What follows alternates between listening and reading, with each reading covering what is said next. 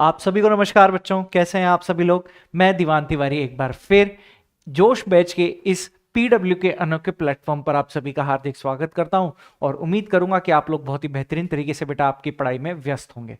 चलिए, आज बेटा हमारा ऑर्गेनिक केमिस्ट्री का लास्ट लेक्चर है और जैसा कि मैंने आप लोगों को वादा किया था कि आज के लेक्चर में बेटा हम लोग आज के लेक्चर में ध्यान से देखिएगा बेटा, आज के लेक्चर में हम लोग पूरा का पूरा बायोमोलिक्यूल को कवर करेंगे, पूरा का पूरा जैव मॉलिक्यूल यानी जैव अणु को कवर करेंगे और पूरा का पूरा दैनिक जीवन में रसायन को यहां पर हम लोग कंप्लीट करेंगे। और मेरा आप लोगों से वादा है कि आज की वीडियो देखने के बाद आपको इस चैप्टर से जरूरियत जितने क्वेश्चन यहां पर बन सकते हैं उन सभी क्वेश्चंस के बेटा यहां पर आप लोगों को कॉन्सेप्ट याद हो जाएंगे। अच्छा, इन चैप्टर को शुरू करने से पहले मैं आप लोगों को कुछ चीजें यहां पर बताना चाहता हूं कि इन चैप्टर को पढ़ने का तरीका, सबसे अच्छा तरीका अगर मैं आप लोगों को बोलूं कि इन चैप्टर को आप लोगों को पॉइंट्स बना बना के पढ़ना है बेटा। कैसे बन गए?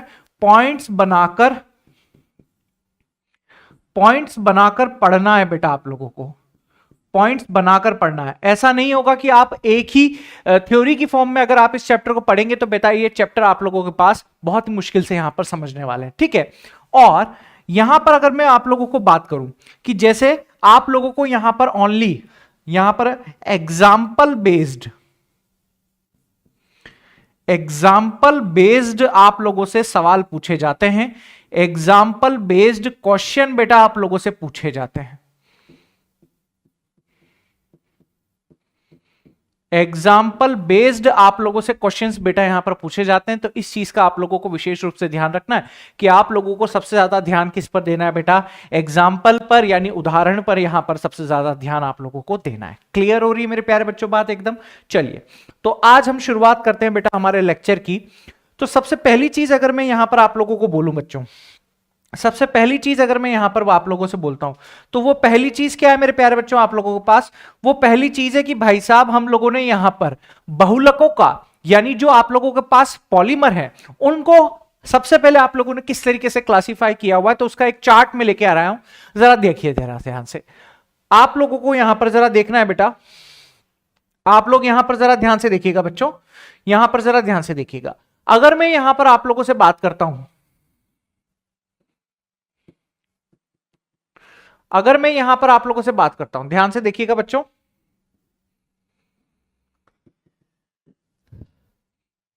तो हम पॉलीमर्स को कितने पार्ट्स में बेटा यहां पर क्लासिफाई कर सकते हैं? जरा ध्यान से देखना।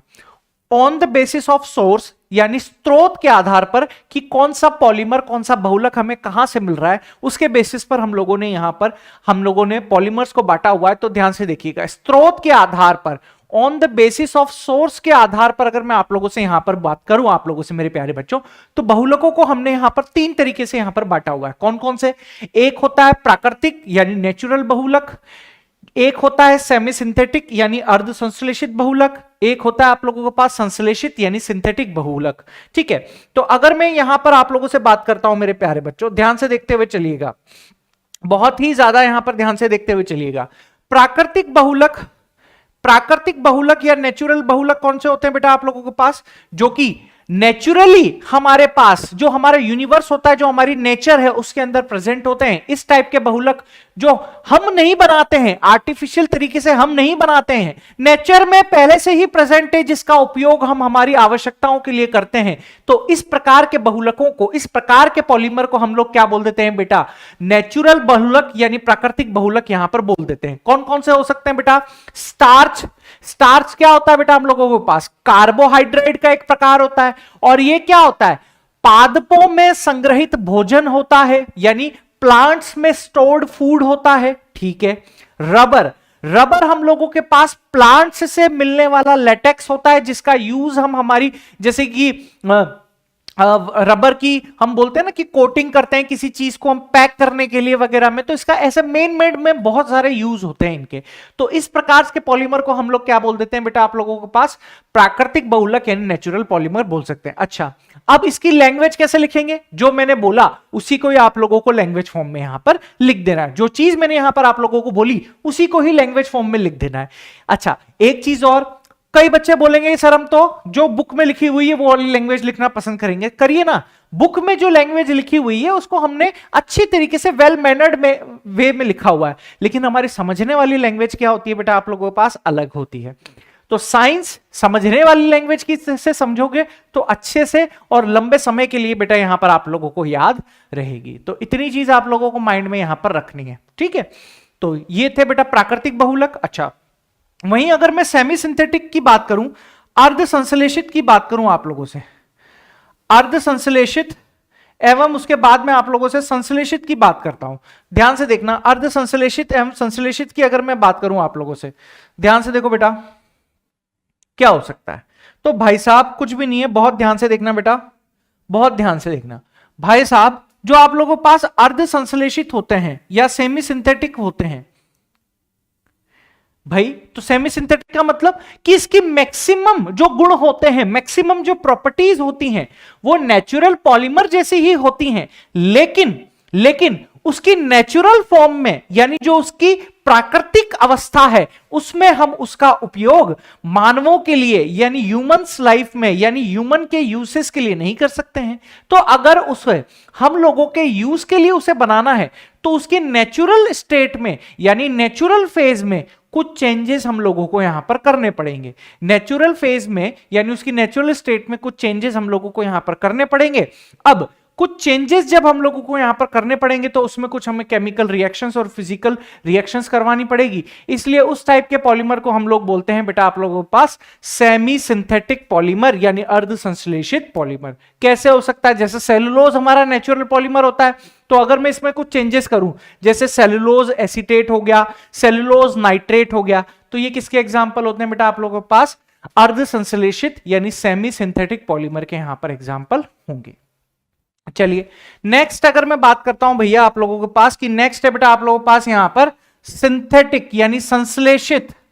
सिंथेटिक का मतलब कि जिसे हमने आर्टिफिशियली हम लोगों ने यहां पर बनाया है, जिसे हम लोगों ने बेटा आर्टिफिशियली हम लोगों ने यहां पर बनाया है, किसके लिए, हमारे दैनिक जीवन के यूजेस के लिए जो हमारे पास यूज में आ सकते हैं। तो उस टाइप के पॉलीमर को हम लोग क्या बोल देते हैं बेटा, सिंथेटिक पॉलीमर यहां पर बोल देते हैं, जैसे नाइलॉन 66, टेरिलीन, पीवीसी, पॉलीथीन, ये सब क्या होते हैं बेटा हम लोगों के पास सिंथेटिक पॉलीमर के एग्जाम्पल होते हैं। चलिए ये तो था हमारा यहां पर पहला क्लासिफिकेशन कि भैया स्रोत के बेसिस पर यानी on the basis of source यहां पर कौन कौन से पॉलीमर होते हैं।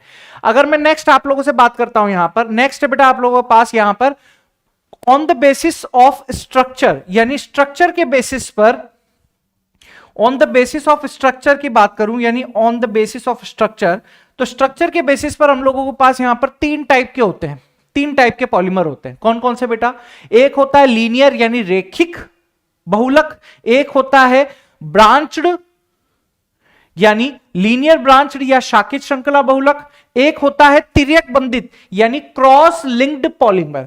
तीन टाइप के बहुलक आप लोगों के पास यहां पर होते हैं। तो भैया ये संरचना यानी स्ट्रक्चर के बेसिस पर है। तो अगर मैं यहां पर क्या बोलूं आप लोगों से कि भाई साहब ऐसी, यहां पर अगर मैं यहां से आप लोगों को बोलूं तो क्या बोल सकता हूं कि भाई साहब ऐसी एकलक इकाइयां यानी ऐसी मोनोमर की यूनिट्स जो आपस में कंबाइंड होकर एक लाइन जैसी, एक सीधी लाइन जैसी स्ट्रक्चर का फॉर्मेशन करती हैं, तो उसे हम लोग क्या बोल देते हैं बेटा, लीनियर पॉलीमर यहां पर हम लोग उसे बोल देते हैं। जैसे इसके एग्जांपल आप लोगों के पास हो सकते हैं हाई डेंसिटी पॉलीथीन, उच्च घनत्व पॉलीथीन, और पीवीसी यहां पर इसके एग्जांपल हो सकते हैं। ठीक है, एग्जाम्पल बेस्ड क्वेश्चन ये आते हैं बेटा कि ये आपको बोल देंगे कि भैया नाइलॉन 66 किसका एग्जाम्पल है, बेकेलाइट किसका एग्जाम्पल है, ये सब आप लोगों को यहां पर ध्यान में रखने हैं बेटा। चलिए नेक्स्ट आता है बेटा आप लोगों के पास शाखित श्रृंखला बहुलक यानी लीनियर ब्रांच्ड पॉलीमर। तो अगर मैं आप लोगों से यहां पर बात करता हूं शाखित श्रृंखला बहुलक यानी लीनियर ब्रांच्ड पॉलीमर की अगर मैं बात करूं तो बेटा इसके मुख्य भाग, इस बहुलक का जो मुख्य भाग होता है, इस बहुलक का जो मुख्य भाग होता है मेरे प्यारे बच्चों, वो तो एक लीनियर शेप में ही होता है, एक सरल रेखा जैसी स्ट्रक्चर में ही होता है। लेकिन कुछ कुछ जगहों पर या कुछ पॉलीमर्स में एक छोटी छोटी ब्रांचेस भी बेटा वहां पर निकली हुई होती हैं, छोटी छोटी ब्रांचेस भी बेटा वहां पर निकली हुई होती हैं। उसी ब्रांचेस के बेसिस पर, ज्यादा ब्रांचेस नहीं है बेटा, मैंने क्या बोला, थोड़ी सी कुछ कुछ ब्रांचेस हैं, तो उसी ब्रांचेस के बेसिस पर इसे क्या बोल दिया जाता है बेटा आप लोगों के पास, लीनियर ब्रांच्ड, यहां पर इसको यहां पर बोल दिया जाता है। इसके एग्जांपल होंगे बेटा आप लोगों के पास लो डेंसिटी पॉलीथीन, यहां पर इसके एग्जांपल यहां पर होंगे। चलिए अब अगर मैं बात करूं आप लोगों के पास तिर्यक बंधित की, तिर्यक बंधित मतलब क्रॉस लिंक्ड, यानी यहां पर जो आप लोगों के पास पॉलीमर की जो चेन्स होंगी, पॉलीमर की जो श्रृंखलाएं होंगी, सॉरी हाँ एक लक की, पॉलीमर नहीं, मोनोमर्स की जो सीरीज होंगी, मोनोमर्स की जो श्रृंखलाएं होंगी, मोनोमर्स की जो चेन होगी, वो आपस में बहुत ही ज्यादा कॉम्पैक्ट स्ट्रक्चर बना देंगी, आपस में बहुत ही ज्यादा घनिष्ठ संरचना बना देंगी, बहुत ही ज्यादा क्रॉस लिंक्ड, यानी बहुत ही ज्यादा ब्रांचेस के साथ आपस में जुड़ी हुई होंगी। तो ऐसे पॉलीमर्स को हम लोग क्या बोल देंगे आप लोगों के पास, तिर्यक बंधित, यहां पर क्रॉस लिंक्ड पॉलीमर हम लोग बोल देंगे। और उसका सबसे अच्छा एग्जांपल होता है बेटा बेकेलाइट। इंपॉर्टेंट चीज है, इंपॉर्टेंट चीज है बेटा बेकेलाइट यहां पर, ठीक है, अक्सर एग्जाम में आती है। चलिए इसके बाद अगर मैं आप लोगों से यहां पर बात करता हूं कि बहुलकन के आधार पर, on the basis of polymerization, on the basis of polymerization, ये चीज यहां पर बहुत ज्यादा इंपॉर्टेंट होती है। On the basis of polymerization की अगर मैं बात करूं, यानी कि एकलक इकाइयां यानी मोनोमर यूनिट किस प्रकार से आपस में कनेक्ट हो रही हैं, किस प्रकार से आपस में जुड़ रही हैं, उसके बेसिस पर जो आप लोगों का पॉलिमराइजेशन होता है, ये दो टाइप का होता है। कितने टाइप का होता है बेटा, दो टाइप का यहां पर होता है। एक होता है आप लोगों के पास एडिटिव पॉलिमराइजेशन, एक क्या होता है मेरे प्यारे बच्चों आप लोगों के पास एडिटिव पॉलिमराइजेशन होता है, यानी योगज बहुलकन। अच्छा, योगज बहुलकन का मतलब क्या होता है, योगज बहुलकन का मतलब होता है कि ऐसा बहुलीकरण, ध्यान से सुनना बेटा, ऐसा बहुलीकरण यानी ऐसा पॉलीमराइजेशन जिसमें मोनोमर की यूनिट्स यानी मोनोमर इकाइयां आपस में जुड़ती जाती हैं एक दूसरे से, यानी बहुबंध यानी मल्टीपल बॉन्ड टूटते हैं और आपस में जुड़ते हुए जाते हैं और एक पॉलीमर का फॉर्मेशन कर देते हैं। लेकिन ध्यान रहे किसी भी टाइप के सिंपल मॉलिक्यूल का यहां पर हानि नहीं होती है, किसी भी टाइप के सिंपल मॉलिक्यूल का यहां पर एलिमिनेशन नहीं होता है। वहीं अगर मैं आप लोगों से बात करूं यहां पर, अच्छा इसका उदाहरण दे सकते हो आप यहां पर पॉलीथीन, पॉलीथीन यहां पर इसका एग्जांपल आप लोग दे सकते हो, ठीक है। वहीं अगर मैं बात करूं आप लोगों से कंडेंसेशन पॉलीमराइजेशन की, किसकी बात कर रहा हूं बेटा, कंडेंसेशन पॉलीमराइजेशन, नाम से ही काम पता पड़ गया है, यानी ऐसा पॉलीमराइजेशन जिसमें आप लोगों के पास क्या होता है कंडेंसेशन। कंडेंसेशन का मतलब क्या होता है भाई, जनरली हम क्या बोलते हैं, जम जाना, इसके कॉम्पैक्ट बन जाना, ठीक है। अब कंडेंसेशन का मतलब सीधा सही होता है कि भाई साहब ऐसा पॉलीमराइजेशन प्रोसेस, ऐसा पॉलीमराइजेशन प्रोसेस जिसके अंदर मोनोमर की जो यूनिट्स होती हैं, अब ये मोनोमर यूनिट्स अगर मैं कंडेंसेशन की बात करूं तो ये यहां पर होमो भी हो सकता है, होमो पॉलीमर भी होते हैं इसमें, और को पॉलीमर भी होते हैं, होमो पॉलीमर भी होते हैं और को पॉलीमर भी होते हैं। अब यहां पर ध्यान से देखना, कंडेंसेशन का मतलब ऐसी पॉलीमराइजेशन प्रोसेस जिसके अंदर दो मोनोमर यूनिट्स, क्या बोल रहा हूं मैं, दो मोनोमर यूनिट्स आपस में कंबाइंड होती हैं और सिंपल मॉलिक्यूल जैसे वाटर हो गया, अमोनिया हो गया, या कोई सा भी दूसरा सिंपल मॉलिक्यूल होता है, उसका वहां पर क्या हो जाता है बेटा, एलिमिनेशन हो जाता है, और उस एलिमिनेशन के प्रोसेस से एक नया मॉलिक्यूल वहां पर बनता है और उसे हम लोग बोल देते हैं बेटा यहां पर आप लोगों के पास कंडेंसेशन पॉलीमराइजेशन।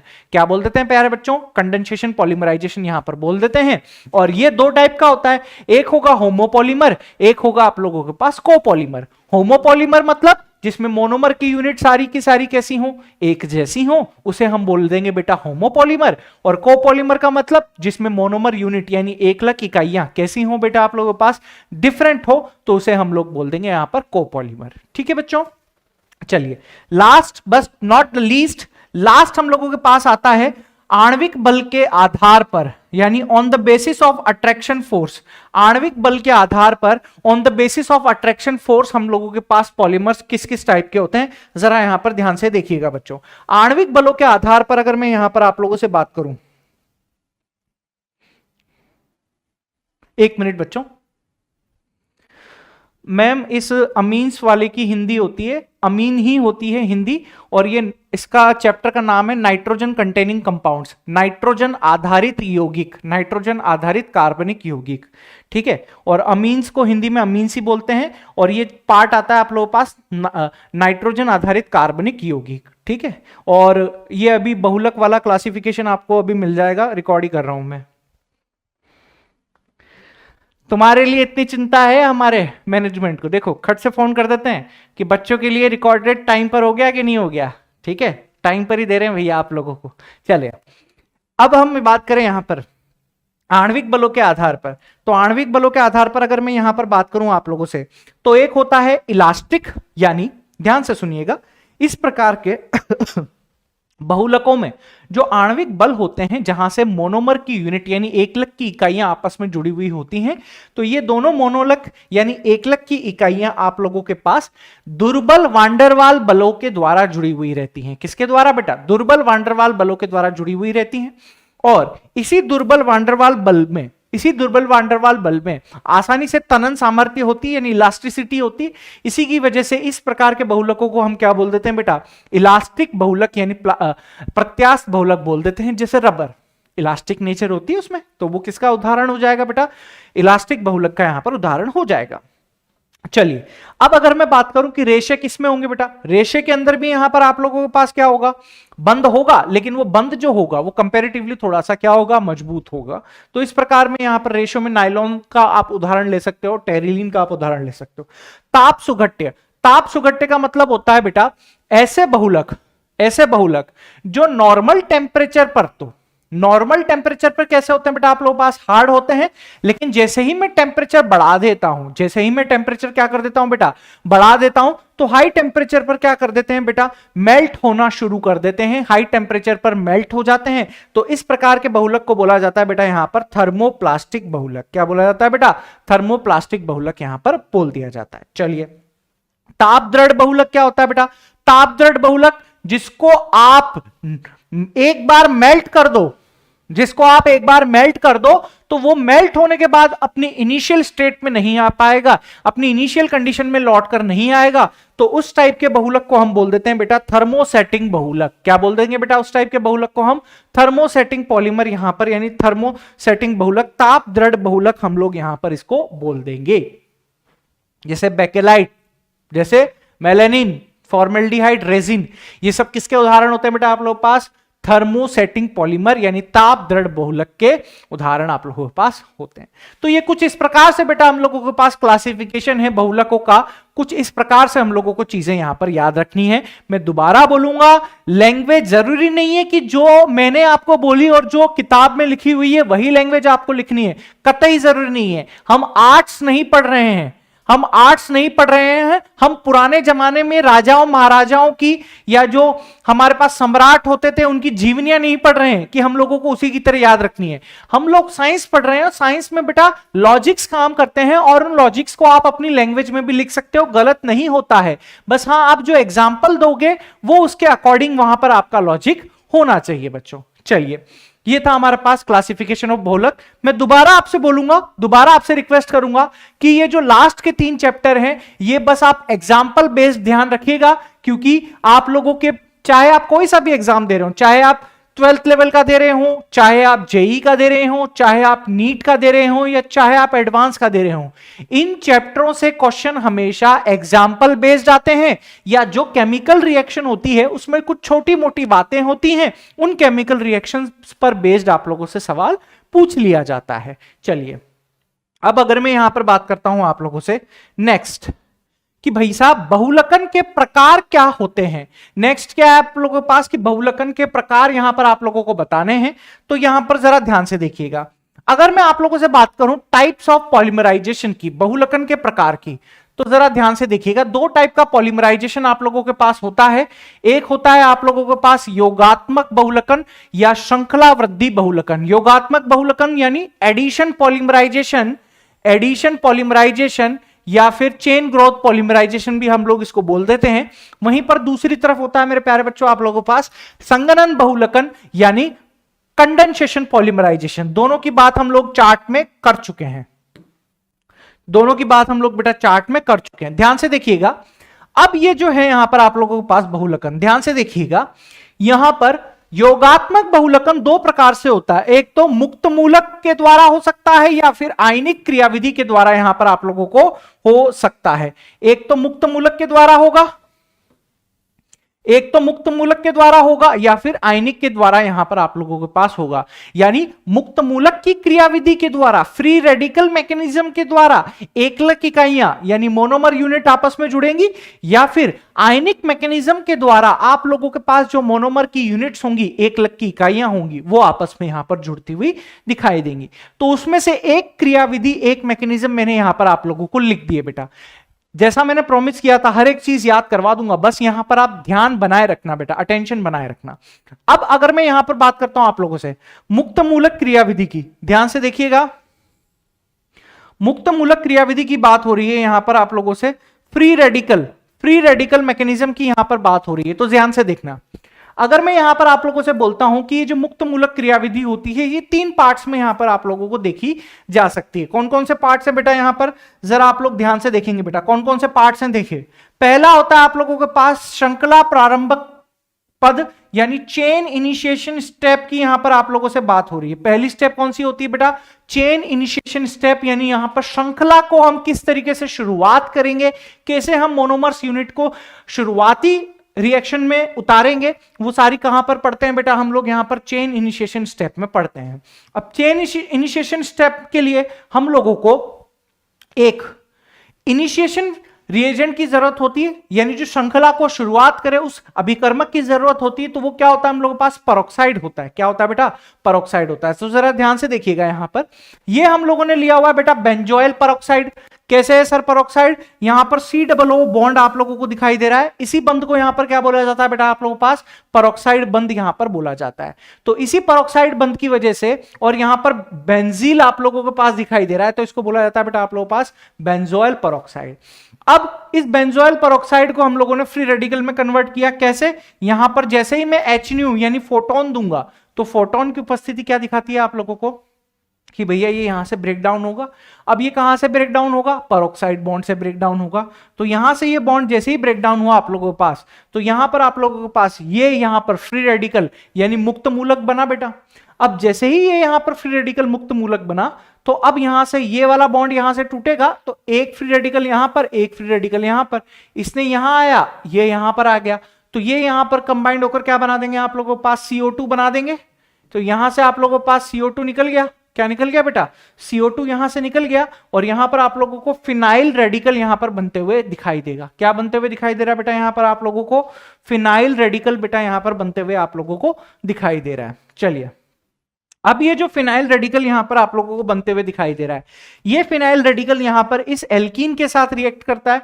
ये फिनाइल रेडिकल क्या कर देता है बेटा, इस एल्कीन के साथ यहां पर रिएक्ट करता है, और आप लोगों के पास कुछ इस तरीके का प्रोडक्ट यहां पर बनते हुए दिखाई देगा। C6H5CH CH2 फ्री रेडिकल यहां पर आप लोगों को बनते हुए दिखाई दे देता है। चलिए, अब अगर मैं यहां पर बात करूं आप लोगों से कि नेक्स्ट जो पद होता है, नेक्स्ट आप लोगों के पास क्या होता है, श्रृंखला संचरण पद यानी चेन प्रोपगेशन स्टेप होता है। यानी अब आप लोगों के पास जो आप लोगों की केमिकल रिएक्शन है, ये केमिकल रिएक्शन आगे की तरफ प्रोसीड हो रही है, आगे की तरफ बढ़ना चाह रही है। तो इस प्रकार के पद को, इस प्रकार के स्टेप को हम लोग क्या बोल देते हैं बेटा, चेन प्रोपगेशन स्टेप यानी चेन संचरण पद यहां पर हम लोग बोल देते हैं, श्रृंखला संचरण पद बोल देते हैं। इसमें चेन जो हम लोगों के पास ये चेन बनी है, ये आगे की तरफ अपनी ग्रोथ करती हुई जाएगी, अपने को बढ़ाती हुई जाएगी। तो कैसे बढ़ाती हुई जाएगी, यहां पर ये सब्सटेंस है बेटा, ये आगे वापस दूसरे एल्कीन मॉलिक्यूल पर अटैक कर रहा है, और इस तरीके से बेटा ये चेन को आगे बढ़ाता हुआ जा रहा है, चेन अपने प्रोडक्ट को यहां पर बनाती हुई जा रही है। ठीक है, अच्छा, ये याद करने की कोई आवश्यकता नहीं है, ये याद करने की कोई आवश्यकता नहीं है। आप लोगों को पता है फ्री रेडिकल मैकेनिज्म में आगे फ्री रेडिकल बनते हुए जाते हैं और चेन आगे की तरफ बढ़ती हुई जाती है, सिंपल सी। अब आप एक बार चेन बना दो चाहे 2 बार चेन बना दो, उससे कोई फर्क नहीं पड़ता बेटा। ठीक है, चलिए, नेक्स्ट पद है आप लोगों के पास चेन टर्मिनेशन स्टेप यानी श्रृंखला समापन पद। चेन टर्मिनेशन स्टेप है बेटा आप लोगों के पास यहां पर चेन टर्मिनेशन स्टेप। देखिए जरा ध्यान से, चेन टर्मिनेशन स्टेप में आप लोगों के पास क्या है, चेन टर्मिनेशन स्टेप में कि जितनी हम लोगों को यहां पर पॉलीमर्स की चेन बनानी थी, यानी जितनी हम लोगों को आवश्यकता थी कि भैया हम लोगों को इतना लंबा पॉलीमर यहां पर बनाना है, उतना लंबा पॉलीमर हम लोगों ने बना लिया है। ठीक है, यानी हम लोगों ने पॉलीमर की जो डिजायर्ड कंडीशन थी वहां तक हम लोग पहुंच गए हैं। अब हम लोगों को रिएक्शन को समाप्त करना है बेटा। रिएक्शन को समाप्त करने के लिए हम लोग कौन सी स्टेप लेकर आते हैं बेटा? चेन टर्मिनेशन स्टेप यहां पर, यानी श्रृंखला समापन पद यहां पर लेके आते हैं। यानी लास्ट में हम ऐसा यहां पर कोई भी रासायनिक अभिक्रिया की कंडीशन यानी केमिकल रिएक्शन की कंडीशन में कुछ ऐसा चेंजेस कर देते हैं जिसकी वजह से यहां पर आप लोगों के पास क्या होती है, केमिकल रिएक्शन स्टॉप कर देती है। हम टेम्परेचर में चेंजेस कर देते हैं, पीएच में चेंजेस कर देते हैं, या जो फोटोन की आवश्यकता होती है वो फोटोन देना बंद कर देते हैं, तो रिएक्शन वहीं पर क्या हो जाती है बेटा, आप लोगों की स्टॉप हो जाती है। तो अगर मैं यहां पर बात करूं तो ये होता है बेटा आप लोगों के पास जो श्रृंखला संचरण से आया प्रोडक्ट। अब इसमें हमने यहां पर चेंजेस किए, तो जितना यहां पर जैसे चेंजेस करूंगा प्रोडक्ट वहीं पर क्या हो जाएगा, आप लोगों का रुक जाएगा। तो इस प्रोसेस को हम लोग बोलते हैं बेटा यहां पर चेन टर्मिनेशन स्टेप, यानी श्रृंखला समापन पद यहां पर बोलते हैं। क्लियर है बच्चों? चलिए नेक्स्ट है बेटा आप लोगों के पास संघनन बहुलक। संघनन बहुलक क्या होते हैं बेटा? आप लोगों के पास दो क्रियात्मक एकलक इकाइयां, ध्यान से देखना क्या बोल रहा हूं मैं, दो क्रियात्मक एकलक इकाइयां जो कि सरल अणुओं के निष्कासन के बाद, पढ़ना भैया ध्यान से क्या बोल रहा हूं मैं, दो क्रियात्मक इकाइयां जो कि सरल अणुओं के निष्कासन के बाद बहुलक का निर्माण करती है, यानी टू सेम काइंड ऑफ और different kind of monomer units which form polymer unit by elimination a simple kind of product like water, ammonia and many others consider as a condensation polymerization। अब ये दो parts में होता है बेटा आप लोगों के पास, ये दो पार्ट्स में होता है बेटा आप लोगों के पास। कौन कौन सा होता है बेटा? एक होता है होमोपॉलीमराइजेशन,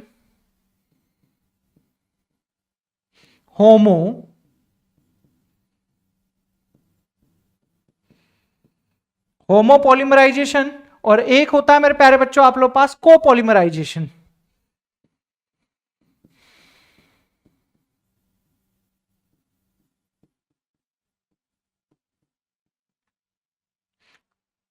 एक होता है आप लोगों के पास होमोपॉलीमराइजेशन और एक होता है बेटा आप लोगों के पास कोपॉलीमराइजेशन। होमोपॉलीमराइजेशन का मतलब क्या हो गया, यानी कि यहां पर जो आप लोगों के पास पॉलीमराइजेशन हो रहा है वो एक जैसी यूनिट्स के बीच में हो रहा है, तो उस कंडीशन को हम लोग बोल देंगे बेटा होमोपॉलीमराइजेशन। यहां पर हम बोल देंगे, क्या बोल देंगे बेटा, उस कंडीशन को हम लोग होमोपॉलीमराइजेशन यहां पर बोल देंगे। वहीं अगर मैं कोपॉलीमराइजेशन की बात करूं तो कोपॉलीमराइजेशन का मतलब क्या होता है? कोपॉलीमराइजेशन का मतलब होता है कि जब मोनोमर यूनिट्स डिफरेंट हो तो उस प्रोसेस को हम लोग यहां पर कोपॉलीमराइजेशन बेटा बोल देंगे। चलिए अब अगर मैं बात करूं यहां से आप लोगों को ध्यान से देखिएगा, नेक्स्ट है बेटा आप लोगों के पास यहां पर, नेक्स्ट क्या है? नेक्स्ट यहां पर आप ध्यान से देखें, सबसे पहले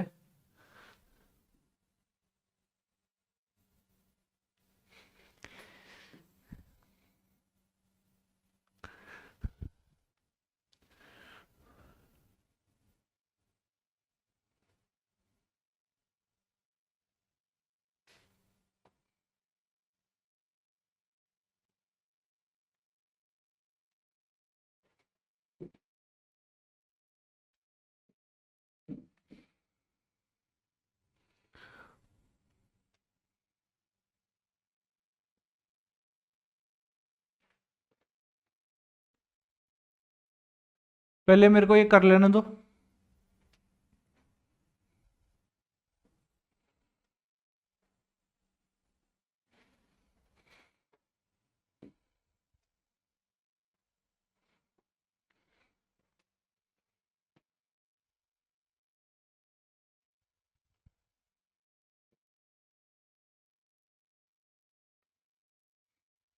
चलो क्या करें, हैंडमेड है, थोड़ी सी लाइन ऊपर नीचे है। चलो अब अगर मैं बात करता हूं आप लोगों से कि भैया हमारे पास एडिशन पॉलीमराइजेशन के थ्रू जो पॉलीमर्स होते हैं, यानी एडिशन पॉलीमर्स कौन कौन से यहां पर हम लोगों के पास होते हैं, इसके बारे में हम यहां पर डिस्कस आप लोगों से कर लेंगे। एडिशन पॉलीमराइजेशन की हम यहां पर बात कर रहे हैं आप लोगों से, ठीक है, एडिशन पॉलीमराइजेशन की। तो ध्यान से देखना बच्चों, अगर मैं यहां पर आप लोगों से बात करता हूं, क्या बात कर रहा हूं भैया, कि यहां पर हम लोगों के पास हमने यहां पर लिख दिया है नेम ऑफ पॉलीमर यानी बहुलक का नाम, एक लिख दिया है हम लोगों ने मोनोमर्स यूनिट, एक लिख दिया बेटा हम लोगों ने nature of polymer, nature of polymer हम लोगों ने यहां पर लिख दिया है। ठीक है, अब यहां पर जरा ध्यान से देखना बच्चों, यहां पर आप लोग ध्यान से देखना बच्चों क्या क्या है। हम लोगों ने जितने भी एडिशन पॉलीमराइजेशन के थ्रू, एडिशन पॉलीमराइजेशन का मतलब तो आप लोग समझ ही गए होंगे क्या होता है एडिशन पॉलीमराइजेशन का मतलब। एडिशन पॉलीमराइजेशन का मतलब होता है कि जब दो मोनोमर्स यूनिट आप लोगों के पास जुड़ रही है थ्रू एडिशन, चाहे वो फ्री रेडिकल हो चाहे वो आयनिक हो, और जुड़कर एक पॉलीमर का फॉर्मेशन कर रही है, तो उसको हम बोल देंगे बेटा योगज बहुलक या एडिशन पॉलीमर, और इस प्रोसेस को बोल देंगे बेटा हम लोगों के पास एडिशन पॉलीमराइजेशन। अब इस प्रोसेस के थ्रू कौन कौन से पॉलीमर यहां पर बन सकते हैं, उन पॉलीमर्स को बेटा मैं यहां पर आप लोगों के पास बना रहा हूं। तो पहला होता है बेटा आप लोगों के पास पॉलीइथाइलिन या पॉलीथीन। पहला क्या होता है बेटा आप लोगों के पास पॉलीइथाइलिन या पॉलीथीन। अब ये पॉलीइथाइलिन या पॉलीथीन जो होता है उसकी मोनोमर यूनिट आप लोगों के पास क्या होती है बेटा CH2 होती है। यानी इस यूनिट्स के लगातार आपस में होता क्या है कि यहां से ये पाई बॉन्ड टूटता है आप लोगों के पास, और ये ऐसे ये CH2 यहां पर ये बॉन्ड टूटा, ये CH2 यहां पर ये बॉन्ड टूटा, और जैसे जैसे आप यहां पर बढ़ाते जाओगे मॉलिक्यूल, ये सीरीज यहां पर लंबी होती जाएगी, यानी आप लोग यहां पर पॉलीमर का बेटा यहां पर फॉर्मेशन कर दोगे। अब जैसे ही ये पॉलीमर का फॉर्मेशन हो रहा है तो इसकी नेचर क्या होगी, इसकी प्रकृति क्या होगी कि भैया ये जो पॉलीथीन होती है ये वाली, ये लो डेंसिटी होती है और ये जनरली ब्रांच्ड होती है। इसमें यहां पर ब्रांचेस आप लोगों को दिखाई देती हैं, छोटी सी ब्रांचेस होती है, ज्यादा बड़ी ब्रांच नहीं होती बेटा, हाईली ब्रांच नहीं होते। ठीक है, लो डेंसिटी भी होती है, हाई डेंसिटी भी होती है, दोनों ही पॉलीथीन वाले यहां पर पार्ट होते हैं आप लोगों के पास। चलिए नेक्स्ट आप लोगों के पास क्या है, नेक्स्ट है बेटा आप लोगों के पास पॉलीप्रोपाइलिन या पॉलीप्रोपीन। अच्छा, रटने की कोई आवश्यकता नहीं है, रटने की कभी भी आवश्यकता नहीं है। 2-4 बार इस चार्ट को आप लोग कॉपी पे बनाइए और अपनी दीवार पर चिपका दीजिए। मैंने पहले ही बोला कि ये चैप्टर्स ऐसे हैं जो आप लोगों को रटने नहीं है और आप लोगों को ज्यादा कुछ करना भी नहीं है। बस अंतर यह है कि आप लोग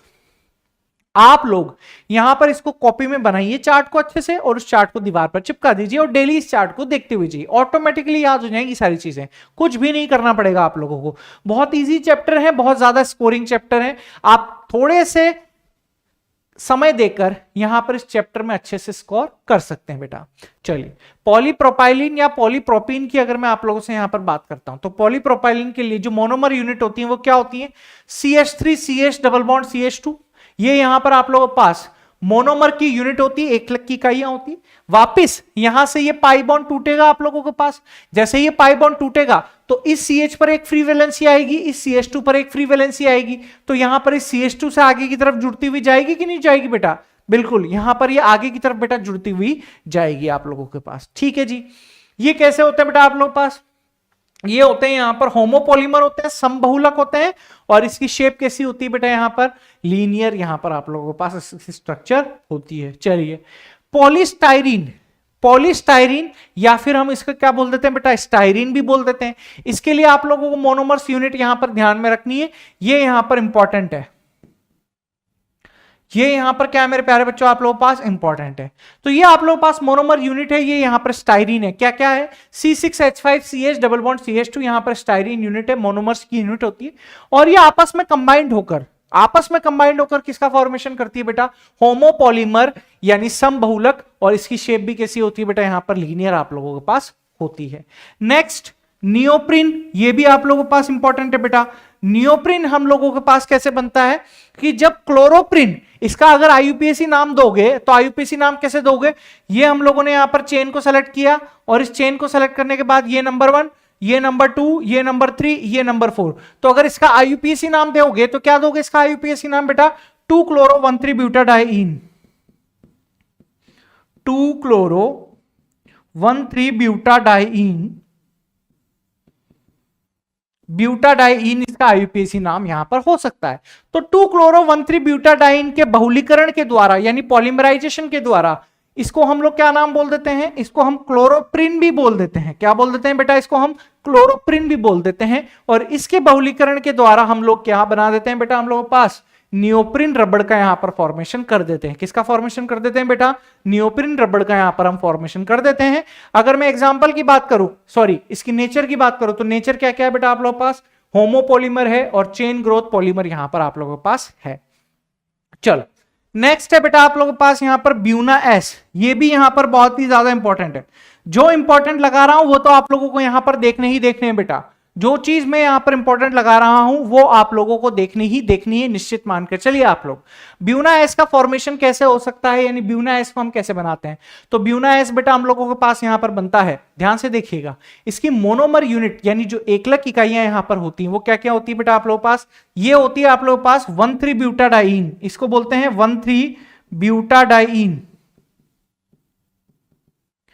1,3 ब्यूटाडाइन है आप लोगों के पास। और ये क्या है बेटा आप लोगों के पास? यहां पर विनाइल है आप लोगों के पास, ठीक है, विनाइल है, सॉरी विनाइलिक नहीं है, विनाइलिक और बेंजिलिक दोनों कंडीशन में बोल सकते हो। स्टायरीन बोलते हैं उसको, इसको क्या बोल देते हैं बेटा? स्टायरीन बोलते हैं, सॉरी इसको यहां पर क्या बोल देते हैं हम लोग? स्टायरीन बोलते हैं।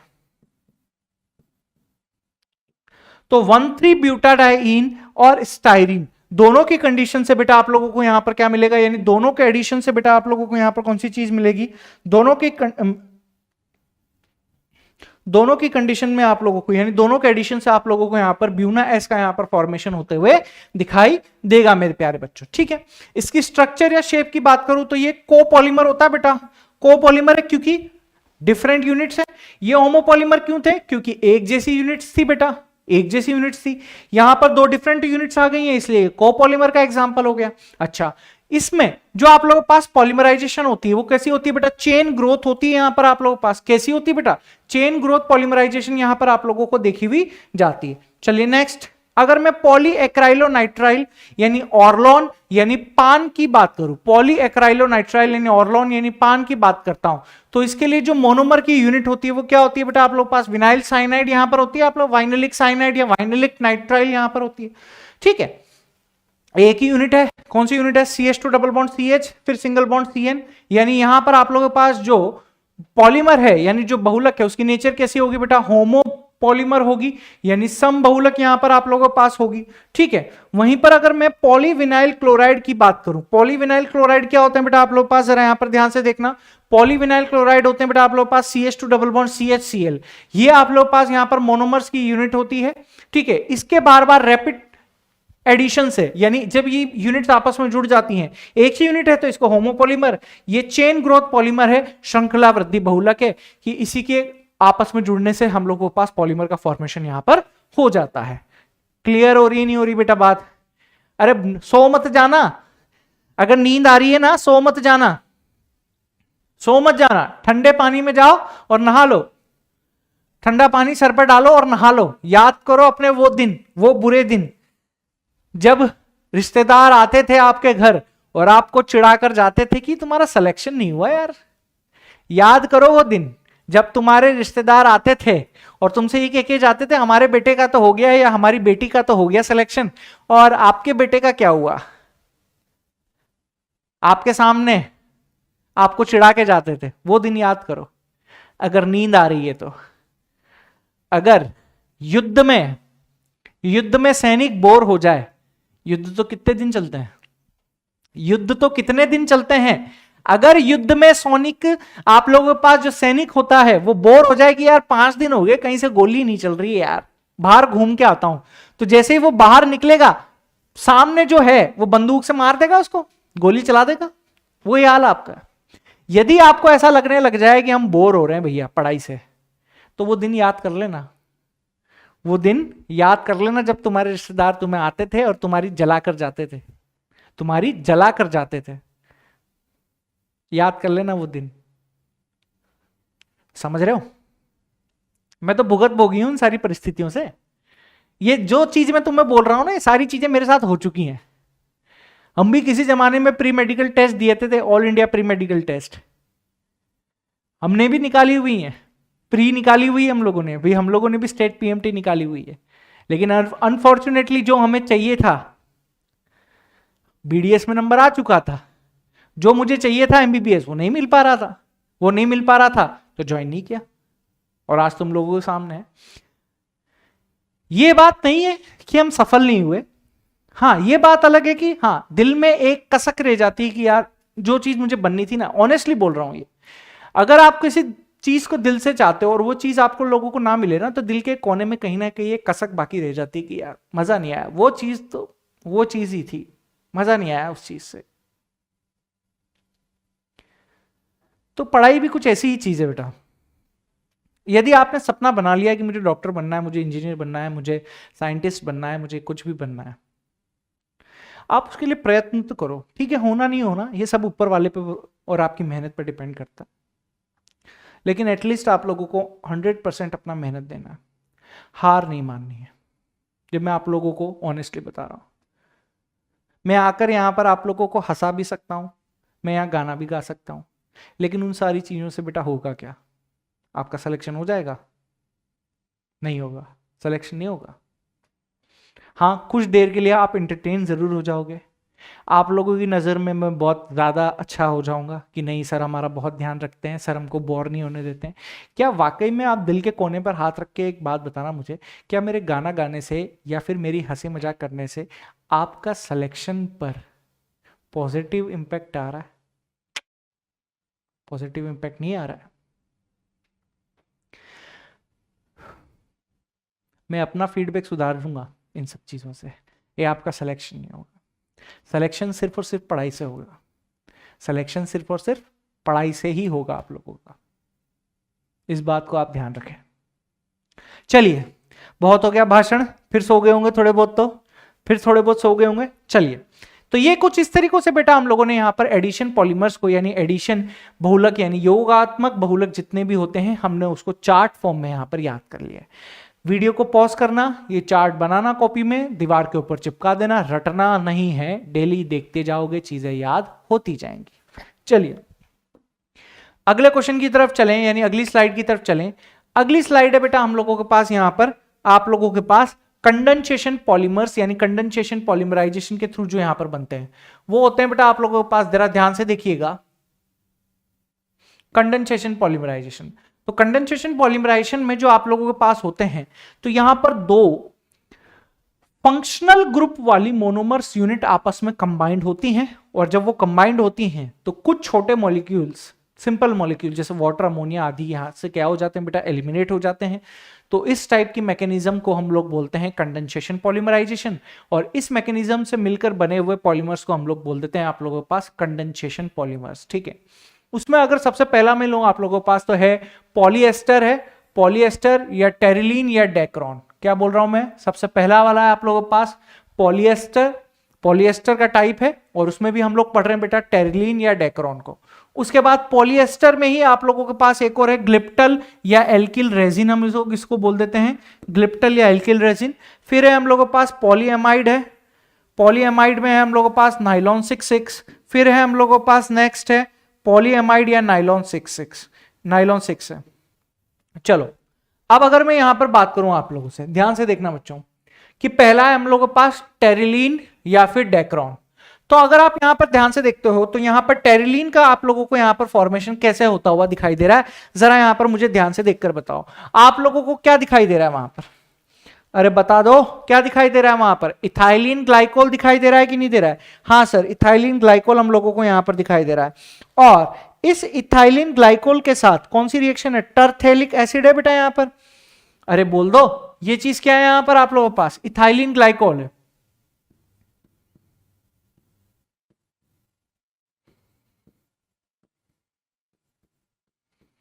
और ये क्या है आप लोगों के पास, बेंजीन 1,4 डाइकार्बोक्सिलिक एसिड या टरथेलिक एसिड।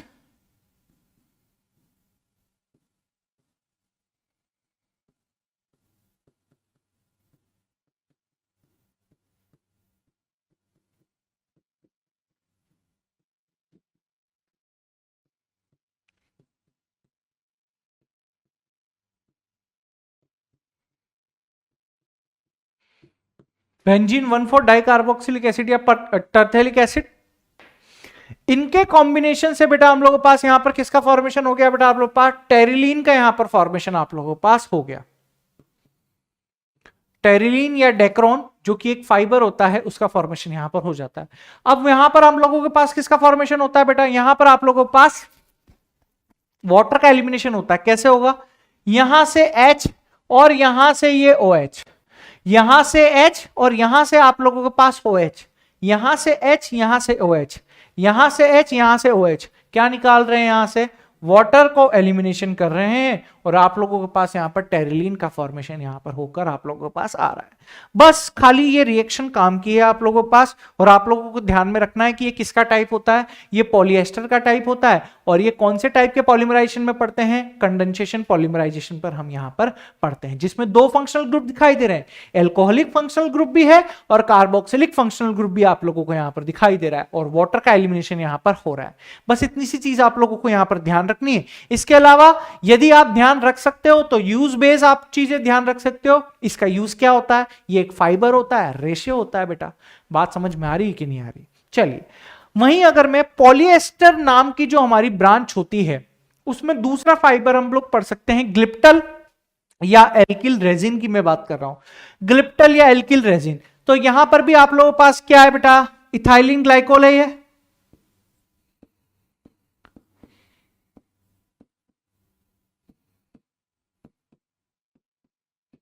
इथाइलिन ग्लाइकोल है।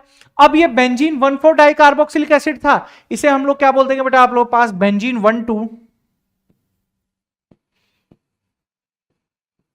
1,2 डाइकार्बोक्सिलिक एसिड।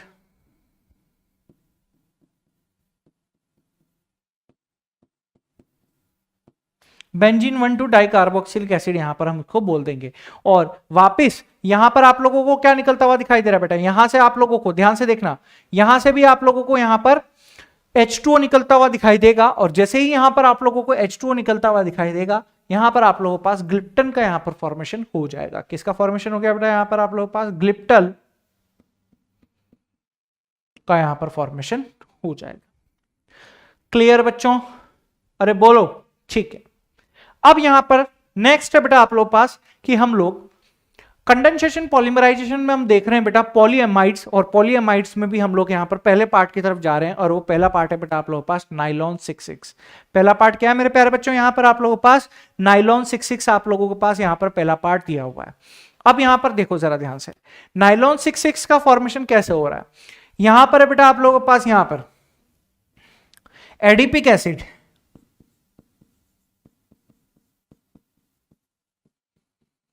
एडिपिक एसिड है, और ये क्या है बेटा? Hexamethylene diamine.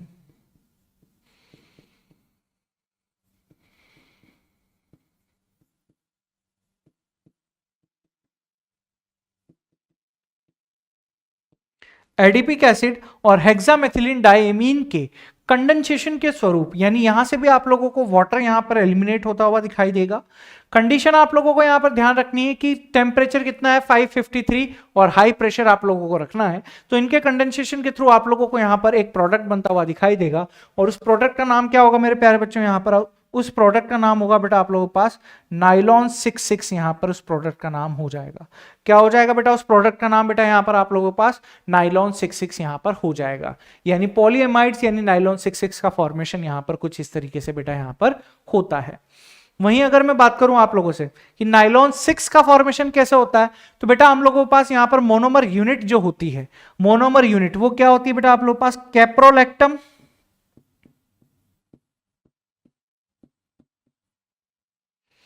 कैप्रोलैक्टम एक मोनोमर की यूनिट होती है जो कि इतने टेम्परेचर पर यहां से एलिमिनेशन के द्वारा आप लोगों के पास यहां पर नाइलॉन 6 का यहां पर फॉर्मेशन आप लोगों को करते हुए दिखाई देती है।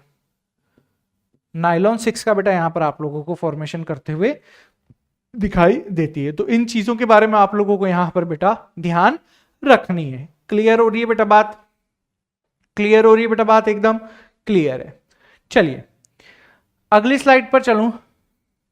अगली स्लाइड है बेटा आप लोगों के पास यहां पर फॉर्मेल्डिहाइड रेजिन्स की बात कर रहा हूं, यानी मैं ताप दृढ़ बहुलक यानी थर्मोसेटिंग पॉलीमर की यहां पर बात करूं तो उसको फॉर्मेल्डिहाइड रेजिन्स यहां पर हम लोग बोल देते हैं, यानी फॉर्मेल्डिहाइड के एडिशन के द्वारा यहां पर इन पॉलीमर्स का फॉर्मेशन होता है। ठीक है, तो ये दो टाइप के होते हैं। एक होता है बेटा फिनॉल फॉर्मेल्डिहाइड पॉलीमर यानी बहुलक, इसको हम लोग बेकेलाइड भी बोल देते हैं बेटा, और एक होता है हम लोगों के पास मिलेनिन फॉर्मेल्डिहाइड बहुलक, यहां पर हम इसको बोल देते हैं। ठीक है, चलिए अब अगर मैं यहां पर आप लोगों से बात करूं कि भाई साहब हम बेकेलाइट का फॉर्मेशन कैसे कर सकते हैं, बेकेलाइट का फॉर्मेशन हम किस तरीके से कर सकते हैं, जरा यहां पर ध्यान से देखना। भाई साहब हम लोगों ने यहां पर क्या लिया, आप लोगों ने फिनॉल ले लिया है। अब इस फिनॉल की रिएक्शन अगर मैं फॉर्मेल्डिहाइड के साथ कराता हूं, इस फिनॉल की रिएक्शन अगर मैं फॉर्मेल्डिहाइड के साथ कराता हूं एसिडिक या बेसिक कंडीशन में, तो हम लोगों के पास यहां पर ऑर्थो एल्कोहलिक फिनॉल यहां पर बनेगा। फिर यहां पर ऑर्थो और पैरा पोजीशन पर आप लोगों के पास फिनोलिक एल्कोहलिक ग्रुप ऐड होगा। फिर वापस ऑर्थो पैरा और वापस ऑर्थो पोजीशन पर आप लोगों को ऐड होता हुआ दिखाई दे रहा है। अब यहां पर आप ध्यान देखेंगे कि ऑर्थो वाली कंडीशन में आप लोगों के पास बेटा यहां पर एच बॉन्डिंग होते हुए दिखाई देगी। एच बॉन्डिंग की यहां पर प्रोबेबिलिटी है, यानी ये यहां पर मेजर प्रोडक्ट की फॉर्म में दिखाई देगा। तो अब जैसे ही यहां पर एच बॉन्डिंग की प्रोबेबिलिटी है, तो ऐसे बहुत सारे ऑर्थो प्रोडक्ट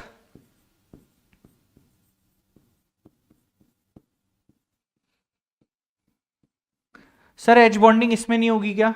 यहां तो दो दो एच बॉन्डिंग हो रही है ना। हाँ, दो दो एच बॉन्डिंग के यहां पर चांसेस हैं, लेकिन एक्चुअली में यहां पर स्टेरिक हिंड्रेंस वाला फैक्टर भी डोमिनेट कर जाता है। तो ये केमिकल देखो, ऑर्गेनिक केमिस्ट्री में पहले हम लोगों के पास ऑब्जर्वेशन आते हैं प्रैक्टिकल से, फिर हम लोग बोलते हैं केमिकल रिएक्शन में कि ऐसा हो रहा होगा। तो कंफ्यूज मत होना, मैं आप लोगों को पहले ही बोल रहा हूं, ऑर्गेनिक केमिस्ट्री पहले प्रैक्टिकल होती है, फिर उस प्रैक्टिकल के बेसिस पर हम हमारे ऑब्जर्वेशन देते हैं कि हाँ ऐसा हुआ होगा। चलिए, ऑर्थो प्रोडक्ट, बहुत सारे ऑर्थो प्रोडक्ट एसिडिक कंडीशन में कंबाइंड होकर एक लीनियर चेन आप लोगों के पास बना देते हैं, और उस लीनियर चेन को नाम बोल देते हैं हम बेटा नोवालेक। क्या बोल देते हैं बेटा हम यहां पर इसको? नोवालेक यहां पर बोल देते हैं। अब ये जो नोवालेक है ये फर्दर फॉर्मेल्डिहाइड के साथ रिएक्शन करके आप लोगों को बेकेलाइट का यहां पर फॉर्मेशन कर देता है। कतई याद करने की कोई जरूरत नहीं, कतई यहां पर याद करने की आप लोगों को कोई जरूरत नहीं। सिर्फ इतना याद रखें, फिनॉल की रिएक्शन फॉर्मेल्डिहाइड के साथ होती है, फिनॉल की रिएक्शन फॉर्मेल्डिहाइड के साथ होती है तो ऑर्थो पैरा के यहां पर मिक्सचर प्रोडक्ट बनते हैं। अब इसमें से जब ऑर्थो वाले प्रोडक्ट का हम यहां पर पॉलीमराइजेशन करवाते हैं एसिडिक कंडीशन में, तो हम लोगों को नोवालेक का फॉर्मेशन होता है, और नोवालेक जब फॉर्मेल्डिहाइड के साथ रिएक्ट करता है तो हम लोगों को प्रोडक्ट में बेकेलाइट का फॉर्मेशन यहां पर होते हुए दिखाई देता है। चलो, अब अगर मैं यहां पर बात करूं कि भाई साहब बेकेलाइट का यूज कहां होता है, तो कंगे वगैरह में करते हैं, ठीक है, बोट वगैरह के फॉर्मेशन के लिए प्लास्टिक जो यूज करते हैं, एरोप्लेन वगैरह में जहाजों की प्लास्टिक हार्ड होती है, तो उसमें हम लोग यहां पर बेकेलाइट का यूज करते हैं। वहीं अगर मैं मेलेनिन फॉर्मेल्डिहाइड बहुलक की बात करूं बेटा, किसकी बात कर रहा हूं बेटा मैं? मेलेमाइन फॉर्मेल्डिहाइड पॉलीमर्स की बेटा यहां पर बात करूं, तो ध्यान से देखना ये कैसे बनेगा आप लोगों को यहां पर देखिए। ये होता है मेरे प्यारे बच्चों आप लोग पास मेलेमिन,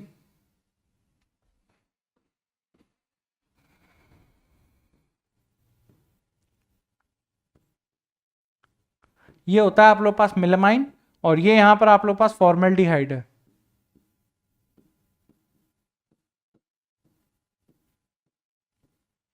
ये मिलेमाइन या फॉर्मेल्डिहाइड जो होता है ये आपस में रिएक्ट करके क्या देता है, जरा ध्यान से देखना। ये मिलेमाइन और ये फॉर्मेल्डिहाइड आपस में रिएक्ट करके कुछ इस तरीके से बेटा यहां पर इंटरमीडिएट प्रोडक्ट देता है आप लोगों के पास।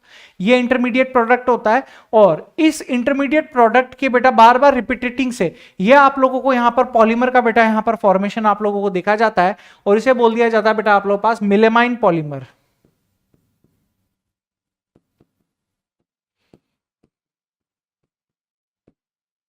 क्या बोल दिया जाता है बेटा इसको? मिलेमाइन पॉलीमर यहां पर बोल दिया जाता है। इसका यूज जो आपकी क्रॉकरी होती है ना, जो बड़े बड़े बड़े लोगों के जो घर होते हैं, अमीर लोगों के जो घर होते हैं, तो वहां पर चीनी मिट्टी के जो कप होते हैं, चीनी मिट्टी की जो डिशेज होती हैं, वो आजकल हम मिलेमाइन पॉलीमर्स की बनाते हैं। इससे टूटते नहीं है वो जल्दी, ठीक है। चीनी मिट्टी के तो जल्दी टूट जाते हैं, लेकिन ये वाले थोड़े से जल्दी टूटते नहीं है, ठीक है। तो ये इसके यूजेस आप लोगों के पास यहां पर होते हैं, ठीक है। सिर्फ रिएक्शन ध्यान में रखनी है और एग्जाम्पल आप लोगों को ध्यान में रखना है, इसके अलावा आप लोगों को कुछ भी ध्यान रखने की आवश्यकता नहीं है बेटा। चलिए, नेक्स्ट है आप लोगों के पास, हम यहां पर बात करें बेटा रबर की। तो रबर की कहानी सुनो। रबर की कहानी क्या है बेटा? रबर की कहानी यह है कि भैया मेरे जैसा एक आदमी था, मेरे जैसा आदमी था, बेरोजगार आदमी। मेरे जैसा एक बेरोजगार आदमी था, और वो बेरोजगार आदमी क्या है कि उसको घर वालों ने, रिश्तेदारों ने निकाल दिया कि भैया तुम तो किसी काम के नहीं हो, जाओ यहां से कुछ काम धंधा ढूंढो। तो भैया बेरोजगार आदमी को कोई काम इतनी आसानी से देता नहीं है, तो वो एक जंगल में गया। उस पुराने जमाने की बात है, पुराने जमाने में पैकिंग वगैरह के लिए सामग्री वगैरह कोई ऐसा उपलब्ध नहीं था, तो वो जंगल में गया। मेरे जैसा आदमी जब जंगल में गया तो भटक रहा था, कभी इंडोनेशिया कभी श्रीलंका, ऐसे ही थे। नाव दे दी थी घर वालों ने, नाव में जाओ ढूंढो अपना, खाओ पियो, बाहर रहो, घर को वालों को परेशान मत करो। तो इंडोनेशिया, जावा, श्रीलंका, मलेशिया, ऐसे सब देश के जंगलों में वो घूमता रहा। मेरे जैसा आदमी या मैं पुराने जन्मों में तो घूमता रहा। तो मैं थक गया तो एक पेड़ के नीचे जाके बैठ गया। पेड़ के नीचे बैठा तो उस पेड़ को मैं ध्यान से देख रहा था, तो वहां पर कुछ चिपचिपा, जैसे वो पेड़ की छाल थी ना, तो उस छाल को जब मैं कुरेद रहा था तो वहां पर चिपचिपा सा मुझे एक पदार्थ मिला, चिपचिपा सा एक सब्सटेंस मिले, चिपचिपी सी एक चीज मिली। उसको मैंने देखा तो शुरू में मेरा इंटरेस्ट कम आया, मैंने उसको फेंक दिया।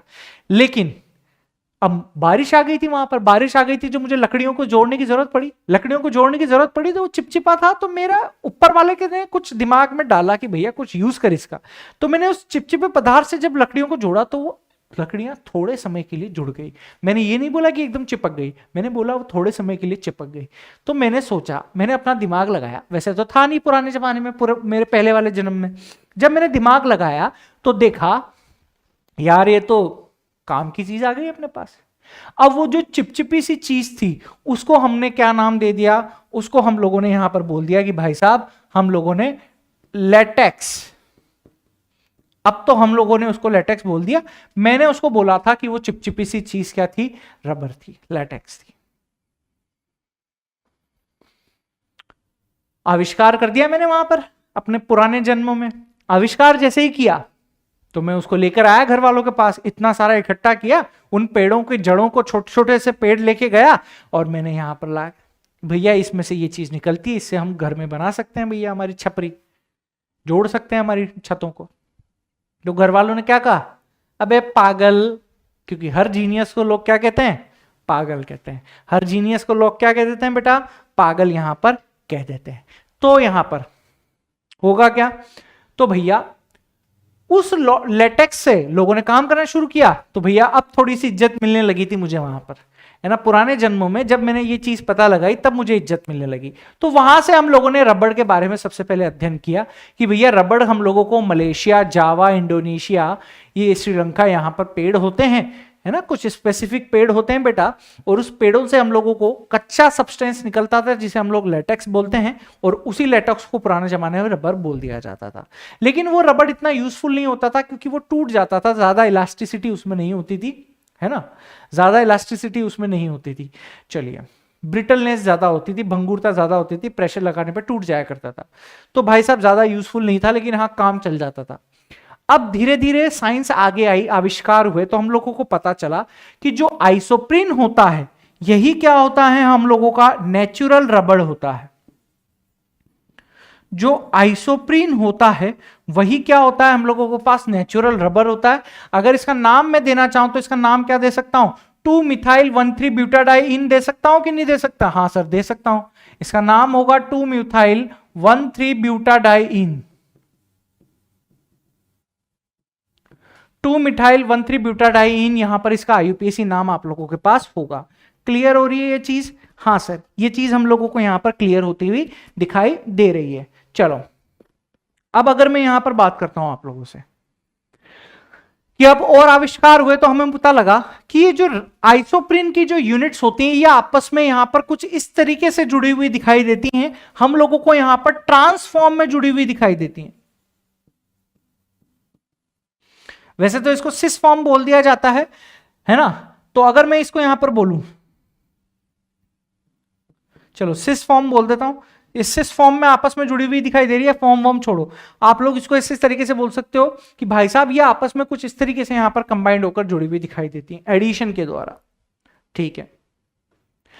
अब ये जुड़ी हुई है लेकिन अभी भी इसमें इतना अच्छा बॉन्डिंग नहीं है जिसको हम यूज कर सके हैं, ठीक है। तो ये चीज तो यहां तक खत्म हो गई थी कि भैया रबड़ है, रबड़ की स्ट्रक्चर ये होती है, कुछ इस तरीके से जुड़ी हुई रहती है, लेकिन अभी भी हम इसका यूज नहीं कर पा रहे थे। तो अब आप जैसे अच्छे साइंटिस्ट ने जन्म लिया, आप जैसे बच्चों ने, आप जैसे अच्छे साइंटिस्ट, हम तो खराब थे, हमारे पास तो इतनी बुद्धि नहीं थी, हमने तो ये बता दिया कि भैया ये लेटेक्स है, इससे जोड़ दो छतें और मजे से रहो। आप जैसे कुछ अच्छे बच्चे आए, आप जैसे कुछ अच्छे साइंटिस्ट आए और उन्होंने हम लोगों को ये चीज बताई कि भैया कुछ इसमें चेंजेस करते हैं जिसकी वजह से इसको हम और ज्यादा यूजफुल बनाते हैं।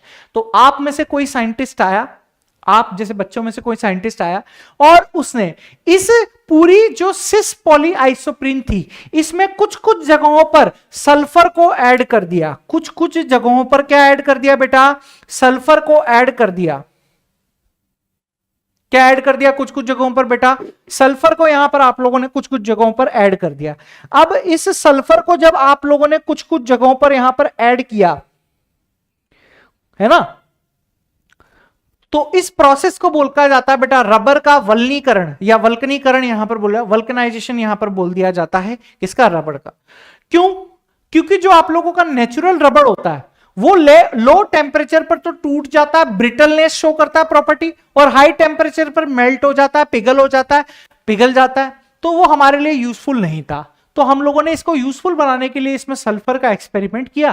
तो जैसे ही सल्फर का एक्सपेरिमेंट किया तो अब इसकी स्ट्रक्चर क्या हो गई? हम लोगों के पास स्टेबलाइज हो गई, बॉन्डिंग अच्छी हो गई।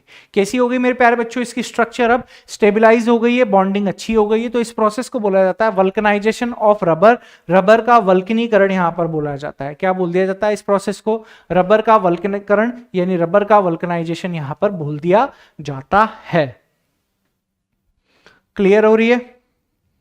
रबर का वल्कनीकरण यानी रबर का वल्कनाइजेशन यहां पर बोल दिया जाता है। अब इस रबर का यूज हम हमारे डेली लाइफ के यूज में कर सकते हैं, कर सकते हैं। क्लियर हो रही बेटा बात? अरे बोलो क्लियर है एकदम? चलिए अगले सवाल की बात करें। अच्छा अगला सवाल है बेटा हम लोगों के पास यहां पर कि जो हम लोगों के पास नेचुरल तो आइसोप्रीन हो गया, अब आर्टिफिशियल रबड़ कौन कौन से हो सकते हैं जरा यहां पर ध्यान से देखो। आर्टिफिशियल रबड़ होते हैं आप लोगों के पास neoprene, Buna N, Buna S के बारे में आप लोगों को बता ही चुके हैं, बना के दी थी टेबल में। नियोप्रीन जो होता है वो 2-chloro-1,3-butadiene के बहुलकन से बनता है, ये होता है आप लोगों के पास नियोप्रीन। क्या होता है बेटा ये चीज यहां पर आप लोगों के पास? नियोप्रीन होती है। ब्यूना एन यहां पर 1,3-butadiene और आप लोगों के पास वाइनिलिक नाइट्राइल, ये क्या है आप लोगों के पास? 1,3-butadiene और विनाइलिक नाइट्राइल।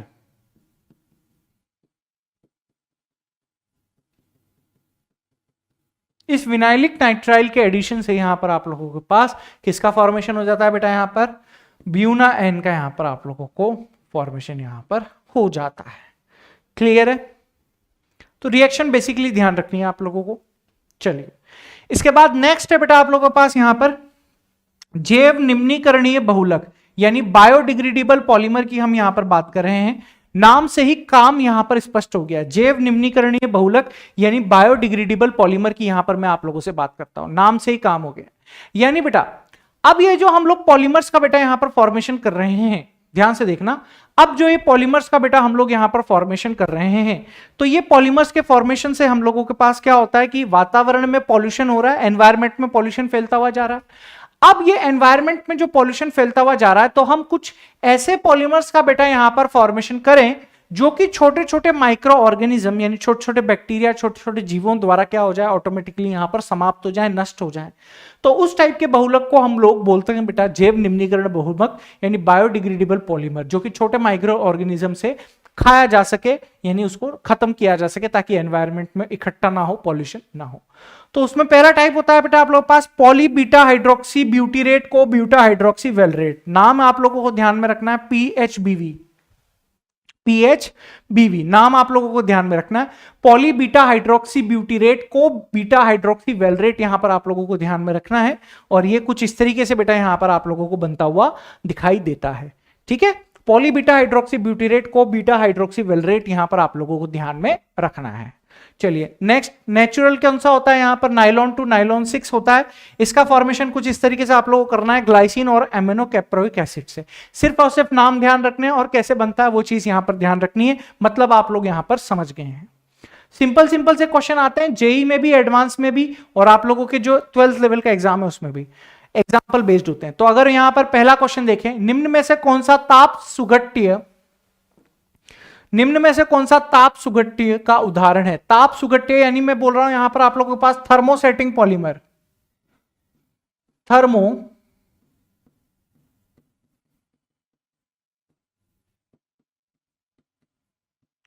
थर्मोसेटिंग पॉलीमर का अगर मैं एग्जांपल की बात करूं तो पॉलीथीन आप लोगों के पास क्या होते हैं, इलास्टिक वाले होते हैं, मेल्ट हो जाते हैं। पॉलीस्टाइरीन,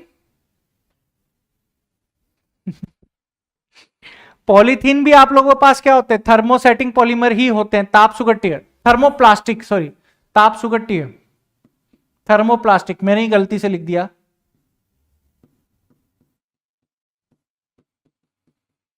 थर्मोप्लास्टिक यानी मेल्ट, टेम्परेचर हाई करने पर मेल्ट हो जाते हैं, टेम्परेचर कम होने पर अपनी इनिशियल स्टेट में आ जाते हैं। तो पॉलीथीन होता है, पॉलीस्टाइरीन भी होता है, पॉलीवाइनिल क्लोराइड भी होता है। तो सारे के सारे होते हैं। तो आंसर क्या हो जाएगा बेटा आप लोगों के पास, ऑल ऑफ दीज यहां पर चला जाएगा। सिंपल सिंपल से सवाल आएंगे बेटा, कुछ ज्यादा कठिन सवाल कभी नहीं आएंगे। अगला सवाल, जैव निम्नीकरणीय बहुलक यानी बायोडिग्रेडेबल पॉलीमर की यहां पर बात हो रही है। बायोडिग्रेडेबल पॉलीमर यानी आप लोगों के पास जो पॉलीमर होगा उसको डिकंपोज करवाना है, किसके द्वारा, बाय माइक्रो ऑर्गेनिज्म के द्वारा।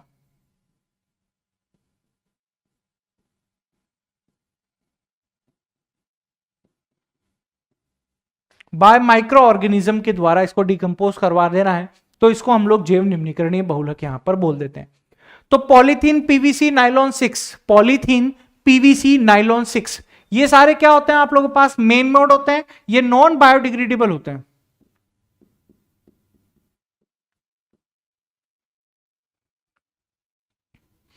सिंथेटिक होते हैं, नॉन बायोडिग्रेडेबल। जबकि सेलुलोज जो होता है प्लांट सेल वॉल में होता है, प्लांट सेल वॉल का पार्ट होता है,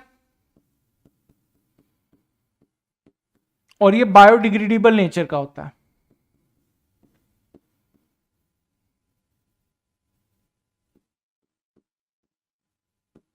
बायोडिग्रेडेबल नेचर का होता है। तो आंसर क्या हो जाएगा बेटा आप लोगों के पास, ऑप्शन क हो जाएगा।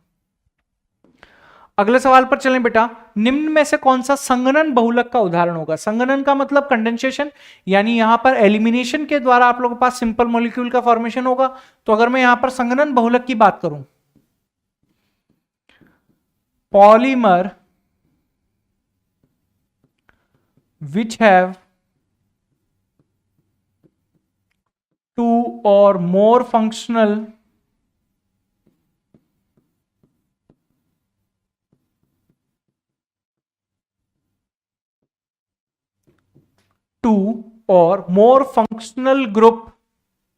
more functional group with elimination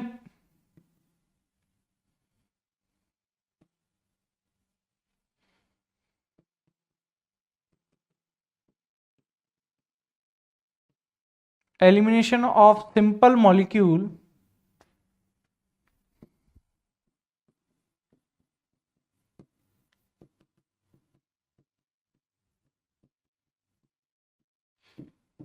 इसके एलिमिनेशन से यहां पर फॉर्मेशन होता है। तो इसको यहां पर संघनन बहुलक हम लोग बोल देते हैं, ठीक है।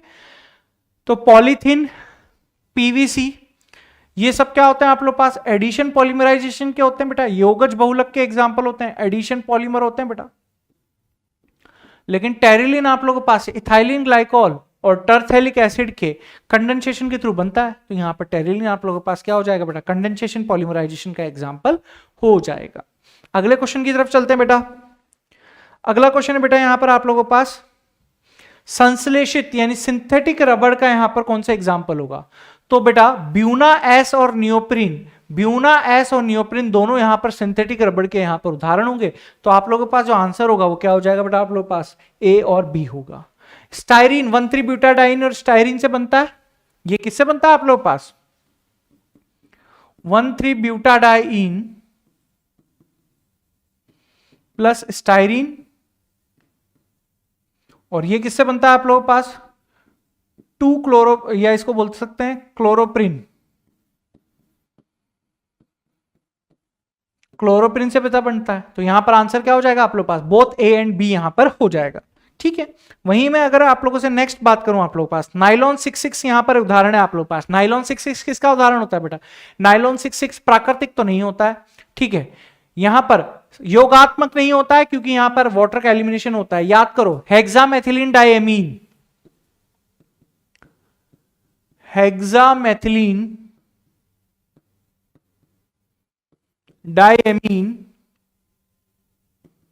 Hexamethylene diamine plus adipic acid,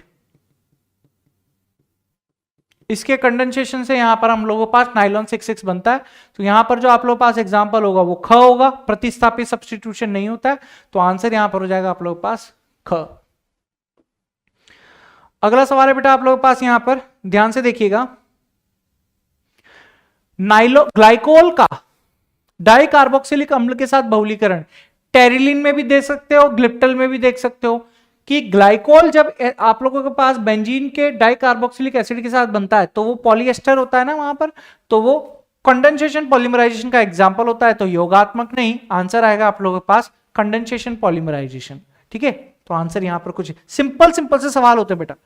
अगला सवाल, पॉलीप्रोपाइलिन, पॉलीप्रोपाइलिन को बहुलीकरण के द्वारा प्राप्त किया जा सकता है। पॉलीप्रोपाइलिन किसके बहुलीकरण से होगा, तो यहां पर आप देखेंगे तो CH3 CH डबल बॉन्ड, यहां पर CH2 है, यहां पर इसको तोड़ोगे तो यहां पर आप लोगों को CH3, यहां पर CH, फिर यहां पर CH2, यहां पर आप लोगों से ये ऐसी चेन यहां पर आप लोगों को बनती हुई दिखाई देगी बेटा, ये ऐसी चेन यहां पर बनती हुई दिखाई देगी, लीनियर चेन हो जाएगी बेटा आप लोगों के पास यहां पर, है ना, लीनियर चेन होगी। इसको इस फॉर्म में लिख लो, वरना कुछ बच्चे बोलेंगे सर यहां तो ब्रांच बना दिया आपने।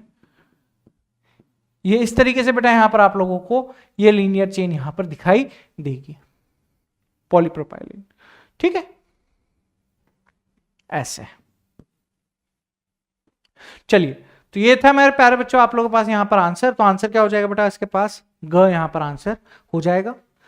अगले क्वेश्चन की बात करूं, अगला क्वेश्चन है बेटा आप लोगों के पास, पीवीसी को निम्न के बहुलीकरण के द्वारा प्राप्त किया जाता है। तो पीवीसी को किससे प्राप्त कर सकते हो आप, वाइनेलिक क्लोराइड से, विनाइलिक क्लोराइड से प्राप्त कर सकते हो ना। हाँ, तो आंसर क्या हो जाएगा बेटा आप लोगों के पास यहां पर ऑप्शन ख यहां पर हो जाएगा, विनाइलिक क्लोराइड। वहीं अगर मैं बात करूं आपसे, नाइलॉन 66 के निर्माण में एकलक इकाइयां होती है, तो नाइलॉन 66 के निर्माण हेक्सामेथिलीन डायमीन और ethylene glycol, hexamethylene diamine, hexamethylene diamine, hexamethylene diamine और एडिपिक एसिड होता है, हेक्सामेथिलीन डायमीन और एडिपिक एसिड यहां पर ऑप्शन ग में दिखा है। तो सिंपल सिंपल से सवाल आएंगे बेटा, सिंपल सिंपल से ऐसे ऑप्शन देखोगे टिक करोगे बेटा, कुछ इस तरीके के सवाल यहां पर आएंगे।